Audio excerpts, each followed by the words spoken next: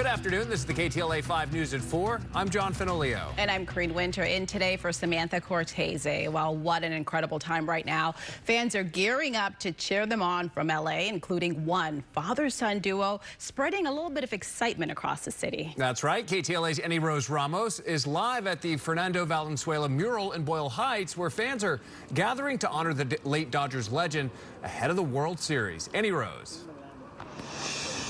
Hey guys, that's right. I can't believe it's already been a year since Fernando Valenzuela passed away, and you can see here this growing memorial that has been set up in Boyle Heights right below his beautiful mural on First Street. Now I have with me Robert Vargas. You actually are the muralist behind this beautiful, beautiful painting here. Why is it important to be here today?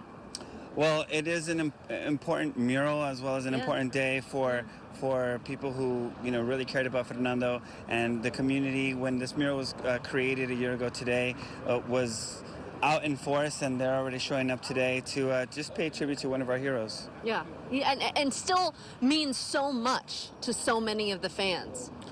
Yeah, it's not a moment in time, but it's something that he's a hero to us, both not only in heritage, but also just in sport, and also a role model for young people, all from Latinos to non-Latinos. Sure. I see it every time I get on the freeway, and I love seeing it when I'm sitting in traffic on the 101 North. But you also reminded me before we went live right now that you also did the Shohei mural in Little Tokyo, right? Right. The whole idea was creating this bridge of unity. So the First Street Bridge, kind of I dub as the Unity Bridge, where at the beginning of last season painted the Shohei mural, and at the end of the season painted the Fernando Mania mural here. Started a year ago today as well, so it's a bit bittersweet. A little bittersweet, that's exactly right. But you know what?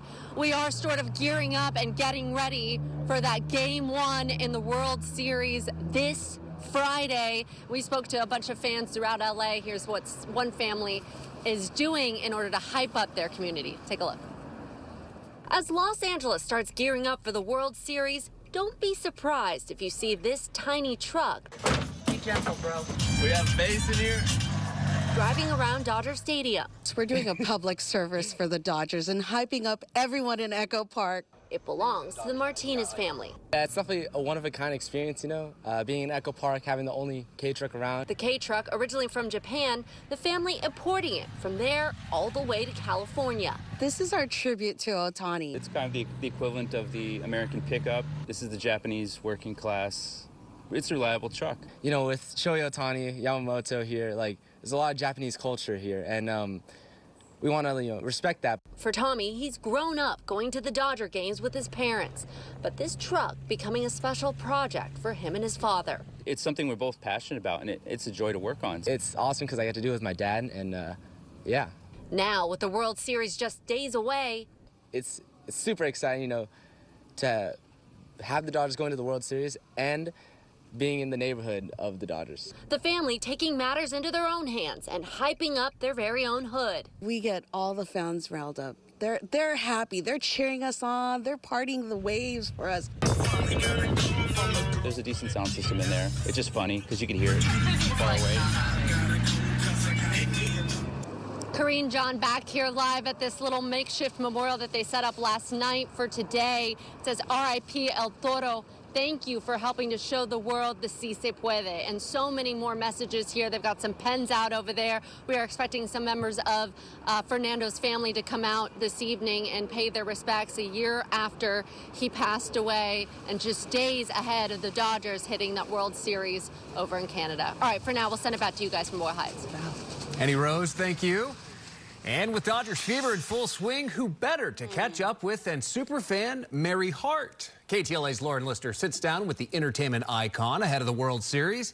Mary shares her thoughts on superstar Shohei Ohtani, relives her favorite ballpark memories, and makes her predictions for the 2025 Fall Classic. You can watch their conversation streaming only on KTLA+. All right, we are following developing news in the legal battle over President Trump's National Guard deployment to Democratic-led cities. Yeah, it's been an extremely busy day. We've been monitoring cases being heard in Los Angeles, Memphis, and Chicago today. But let's begin in the Windy City. A federal judge ruled this afternoon to extend an order blocking the deployment of National Guard troops to Chicago. Those efforts spearheaded by the Trump administration, citing a rise in violent crime there. The mayor and other elected leaders fought to block this action, saying that the presence of troops in the city was unwarranted and that local law enforcement should be the ones overseeing public safety.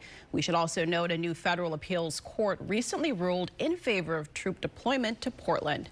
In light of this illegal victory, while the president wants the U.S. Supreme Court to clear the way for similar action in Chicago and Tennessee, and there's a lawsuit to block the Tennessee National Guard's deployment to Memphis. President Trump told reporters this week that he feels empowered to send the National Guard into really any city that he feels needs intervention due to crime.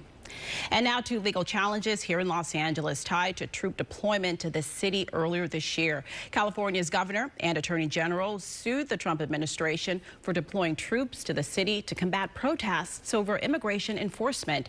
In June, a U.S. district judge ordered control of the National Guard troops back to the state of California.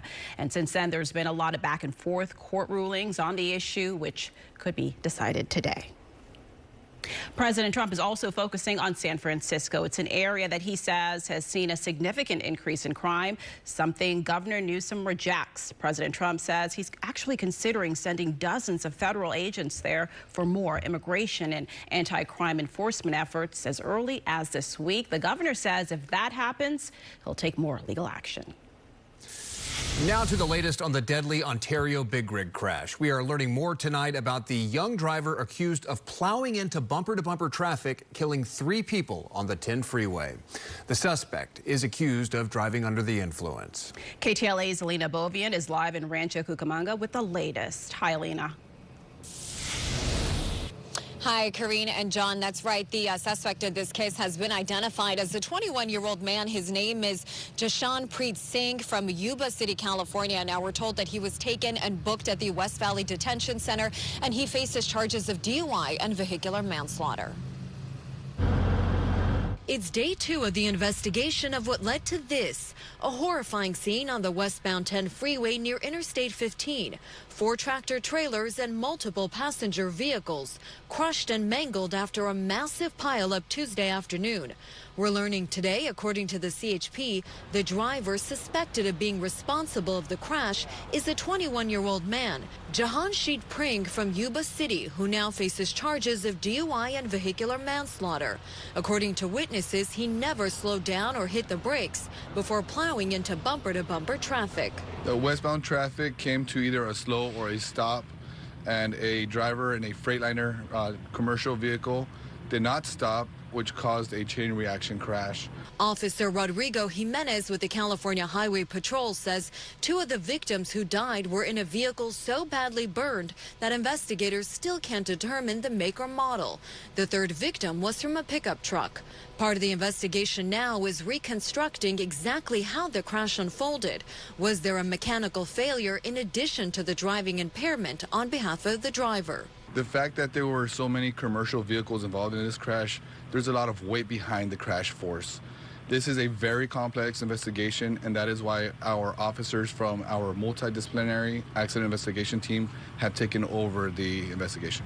As families mourn and investigators piece together the events that led to this deadly pileup, officials are once again urging drivers to stay alert and never get behind the wheel while impaired.